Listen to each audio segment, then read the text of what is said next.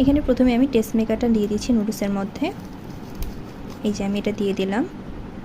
এবার আমি যে ড্রাইড ভেজিটেবলটা রয়েছে সেটাও দিয়ে দিচ্ছি নুডলসের মধ্যে। এই যে আমি ড্রাইড ভেজিটেবলটাও দিয়ে দিলাম। এখন আমি এখানে পানি অ্যাড করব।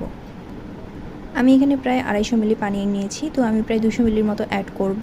আর যদি প্রয়োজন হয় তাহলে একটু বেশিও অ্যাড করব। তো আমি এখানে এখন পানিটা অ্যাড করছি। এই যে এখন পানিটা দিয়ে দিব।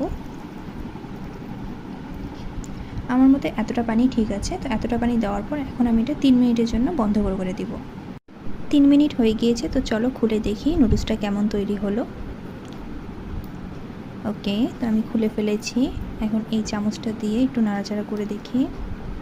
তো হ্যাঁ, নুডলসটা প্রায় রেডি হয়ে গিয়েছে। দাঁড়াও, এটা খেয়ে আমি তোমাদের সাথে শেয়ার করছি যে এটা কেমন খেতে। তো আমার কাছে তো এই নুডলসটা খেতে বেশ ভালোই লাগলো। তোমরাও যদি কখনো কাপ নুডলস ট্রাই করে থাকো তাহলে আমাকে জানিও যে তোমাদের কেমন লেগেছে।